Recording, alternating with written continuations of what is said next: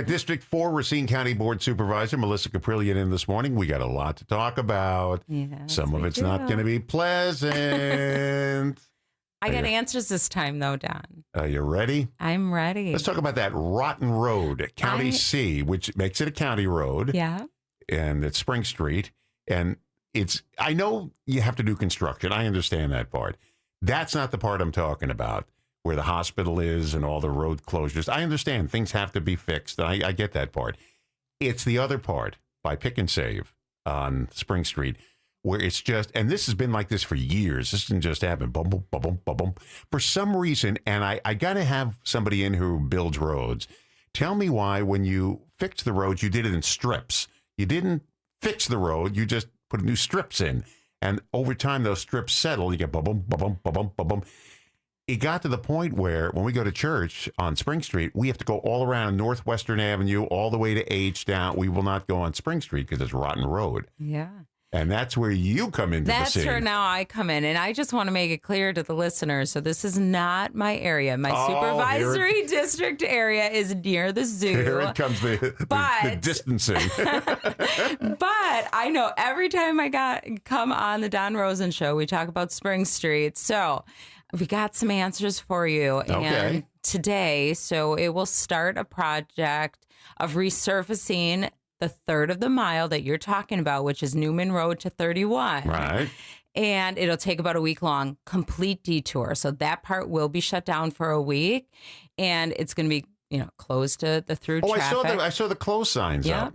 Yeah. And when is this taking place now? Now, this week, it's going to take place. So, wow. Isn't that great, Don? And we'll give credit to you. We'll definitely give credit. I knew you had an answer because it was number one on the list. It was. And I know people in politics generally don't bring things to the surface where they don't have an answer or it's not going to look good for them. I couldn't have it holding on us throughout this whole morning. So let's just get... Oh, so that's going to be...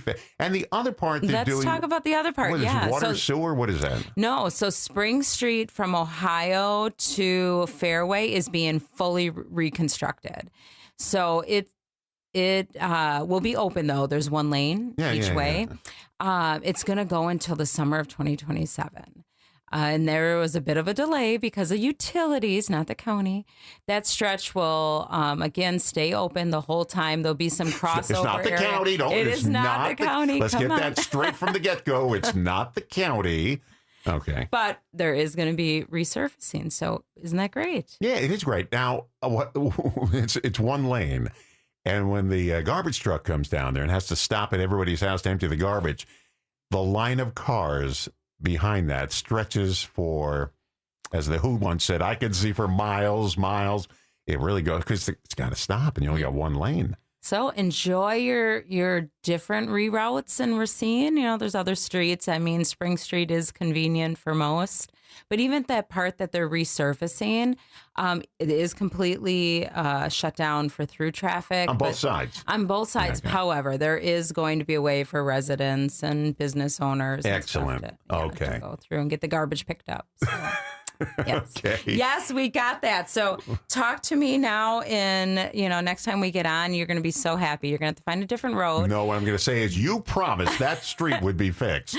But I will tell you, we're hoping there is a very good chance. This is coming right from the director of Public Works for the county in 2030, 2031 for a complete reconstruction of that bit. So hopefully some state funding will come in at that time. Now, I know this isn't directly the county's problem, but those railroad tracks are just horrendous. They're the tracks when you cross by Memorial Hall. Yeah. Not Memorial Hall, the Horlick Field. Yeah. Those railroad tracks. I mean, you could take an axle out. Even when you go slowly over those. And some of them on Spring Street, some are okay, but some, they're horrendous going over those railroad tracks. They are, and I know it's the railroad's problem. However, Don, I want to tell you, that was the one thing when I first got elected years ago, because Yout was horrible, and so was Gould Street railroad tracks. Same description that you're giving right now, and there's like, nobody can get the railroad tracks done. It's the railroad company. However, I was like, nobody can tell me. I'm brand new, and it was like, I can get it done. Sure enough, I got both those completed. So But some of the tracks, they have like a metal thing you ride over, and it's smooth as silk. Other than they try to patch it with, gravel, not gravel, the black tar stuff. Asphalt. Yeah. They try to patch it, and it doesn't work. And you're going bum, bum, bum, bum, bum, bum, bum, bum, over that. And I know it's not your problem. It's not, but it can be done, I guess is my point. I'm trying to think who is the elected right there. Who could we threaten? We need somebody to threaten. You know what? I always say go to David Mack. He's the fun one. No. Yeah, but he comes up with some kind of cockamamie reason why it can't be done. So well. Yeah, I'm just having fun with David. Yeah. But I'm trying to think if that is the 4th district right there. But I was doing bike path cleanups and along the whole stretch of the bike path, and I got Union Pacific involved. They shut down the railroad for me. So they brought a boom arm, helped clean out all along between the bike path and the railroad.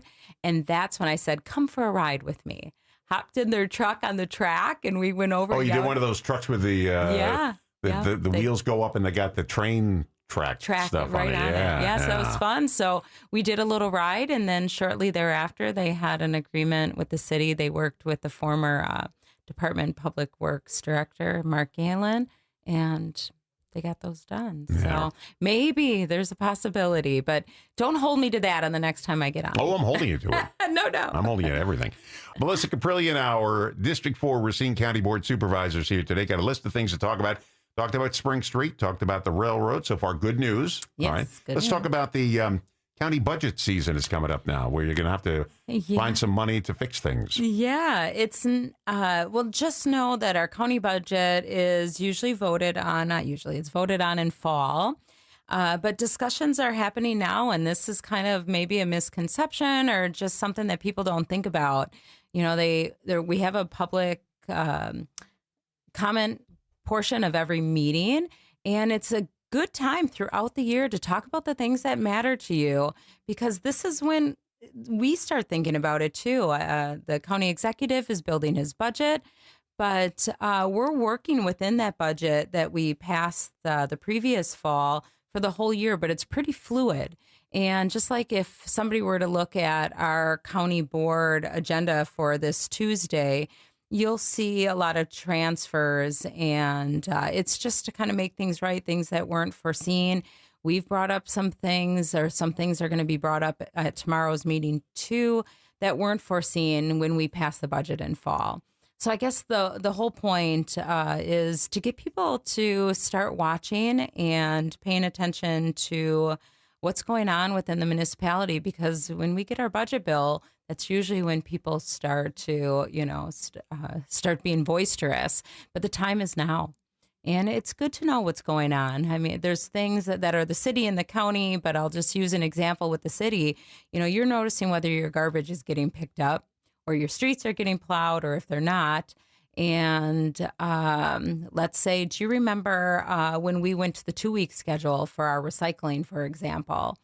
And that was a budget move. So people start, getting upset during that time. All of a sudden they realize it's every 2 weeks, but the time to start following and to loan your voice to the discussion is earlier part of the year, especially right now, come summer. That's when the department heads are presenting to the county executive or the mayor, and talk to your elected officials. So it can really have a big impact. That's what's great about local government is you can definitely impact your municipal processing and how the city and the county functions. So you don't quite see things at the state and the federal level, but you can make an impact here locally. Which is tougher, dealing with city budgets or county? I know they each have their quirks, but which is tougher to deal with? Oh, my goodness. I really was going to go in a different direction, but I'm going to say the city. The county is a lot of mandated services, so a lot of frustration is the restraints we have.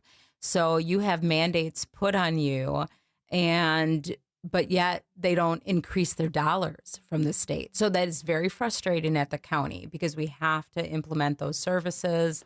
But the city, I think the frustrating part is is you have different philosophies and people working within different visions, and you have a little bit more wiggle room on where taxpayer dollars go. Not a little, a lot more wiggle room. And so if you don't agree with the vision of the mayor, for example, and he presents the budget, but it is the legislators who look at that budget and are the one who pass it. So it's a little misconception. People are like, oh, it's the mayor's budget. It actually is the legislative body's budget because you represent the constituency. And so it's your chance to be able to make amendments to what you feel fits. And that's a bit of the frustration. So my vote is the city budget is more frustrating because there's a little more flexibility with how you spend the dollars. The county, it's really a lot of mandated money. Let's talk about the opioid settlement.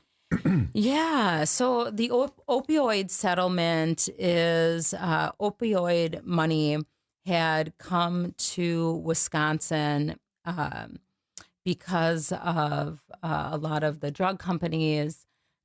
You have overdoses, and a lot of discovery has happened over the years with some of these prescription drugs that have gone out, and it's caused a lot of financial troubles, not just where you would just see it financially, but you see our jail population increasing, people who are addicted and things along those lines. So right now, it can cost the county over $2,000 a day for a person to be sent away into an institution. So settlement dollars are restricted money that have come in, and it's actually quite a bit. It's $874 million by 2038 that Wisconsin local governments will be getting for those opioid money.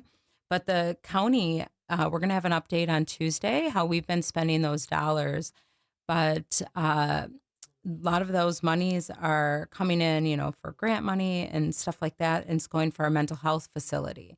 So that is a very big win for Racine. And we have those who are going to be able to utilize here local, not being shipped away to some other county when they're needing some treatment, to be right here in the community, getting your services that are like a campus feel, because we have the Cornwall building across the street and just a really great connection of county services. And so when you leave even the facility, you have direct access to continual care. Really big win for a problem that is huge, and it's across everywhere. I mean, Don, I'm sure it's opioid issues aren't unique to anyone. But, this is a problem people bring upon themselves. This is totally, you can get rid of this problem, but people bring it upon themselves when they start taking these opioids.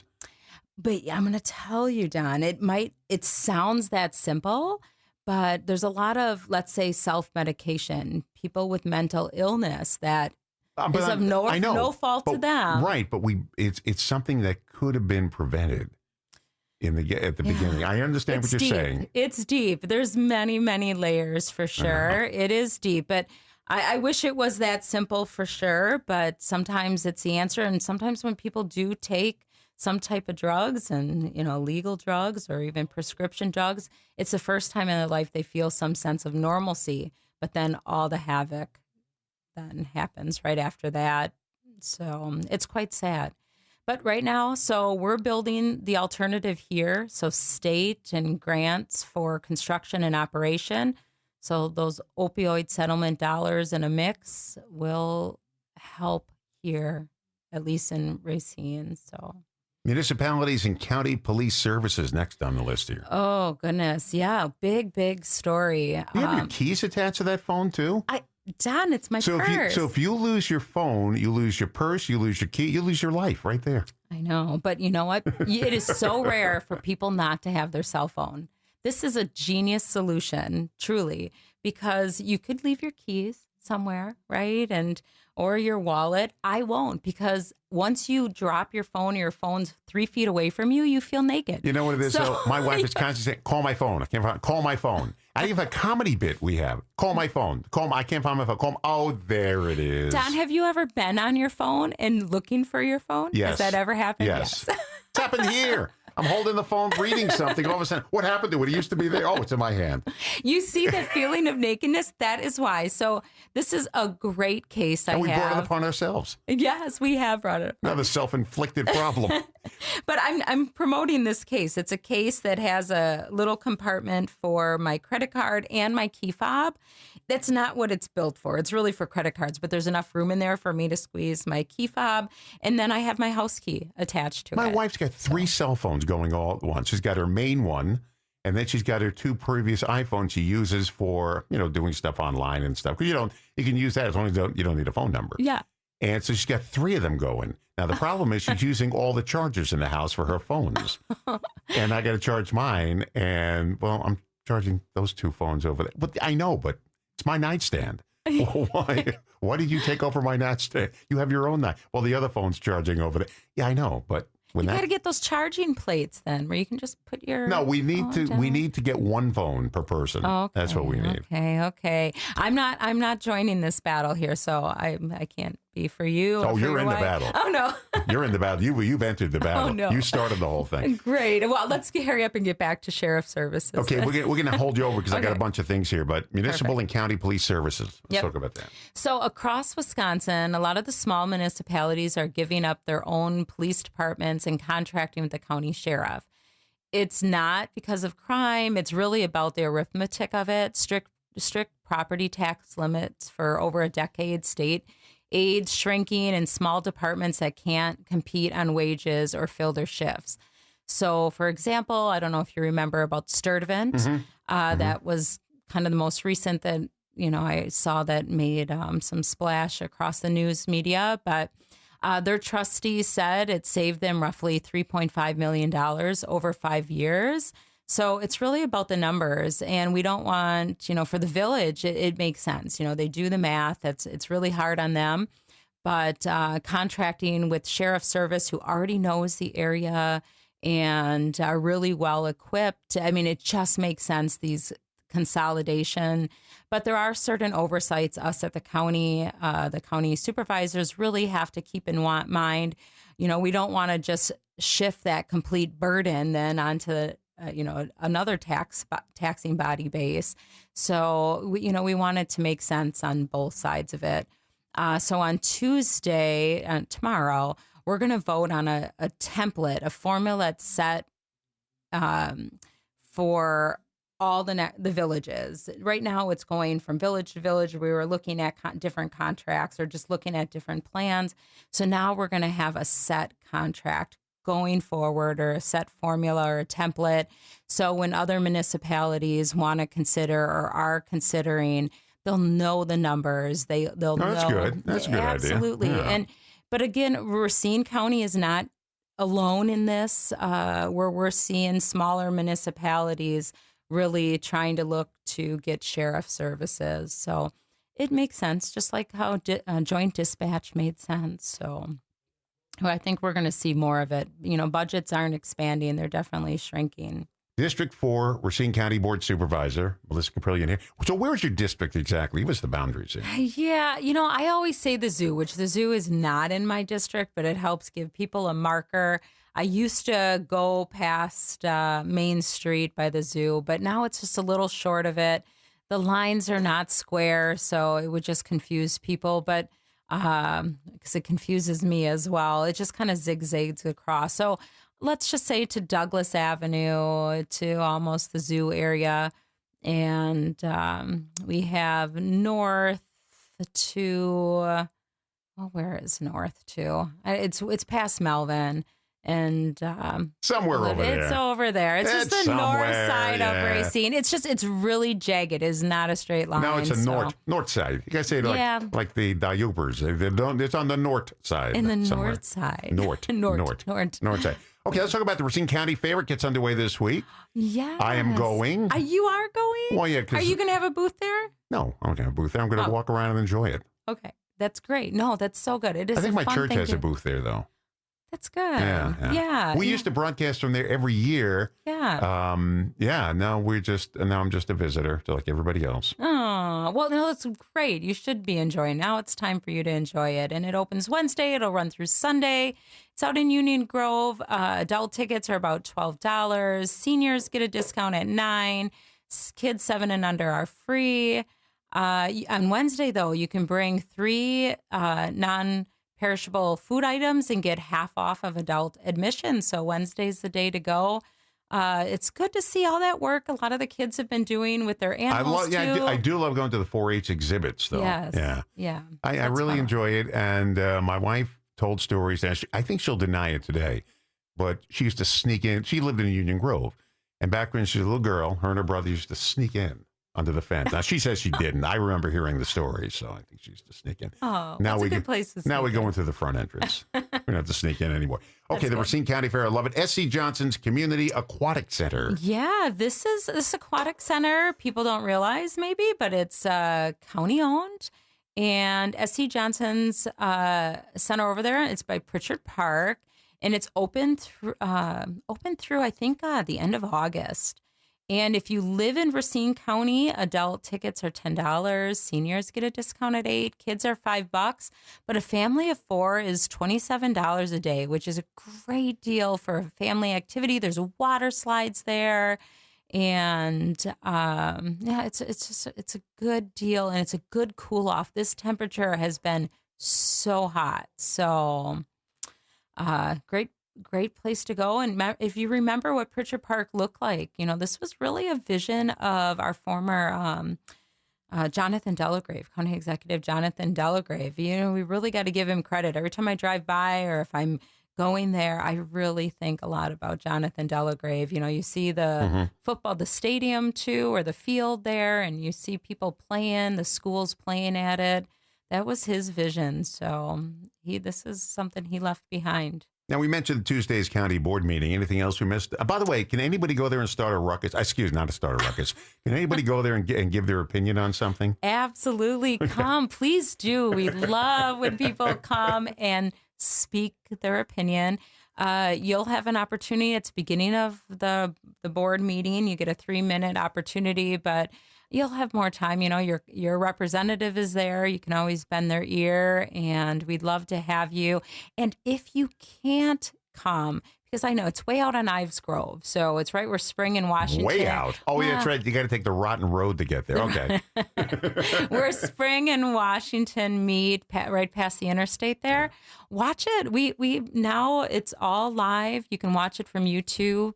Live, but if you don't know how to search for that on YouTube, go to the Facebook page, Racine County's Facebook page, and they'll link you right to our live stream on YouTube. Can you put unhappy emoji on there when you? You could, but why would you? Or happy emoji. Let me finish. Or a happy emoji. The thumbs up emoji. Thumbs up emoji. Yes, Emojis. yes. Follow us. And you know what? If you follow, even on the Facebook page, it'll alert you when we go live at the county, because all of our meetings are now streamed.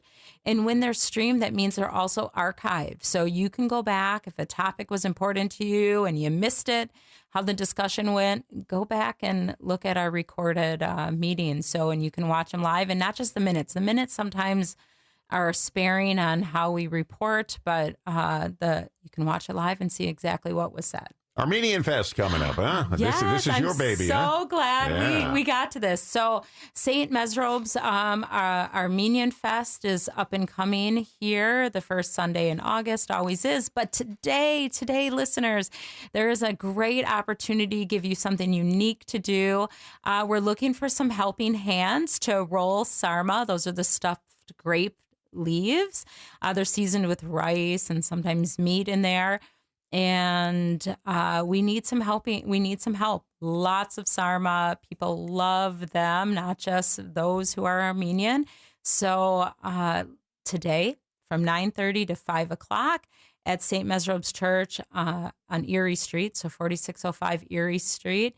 Costs nothing. You can come. You need not to be an expert grape leaf roller. Just come, park in the back. There'll be doors in the back open that go right into their like gymnasium there. So that, Don, I hope you could come.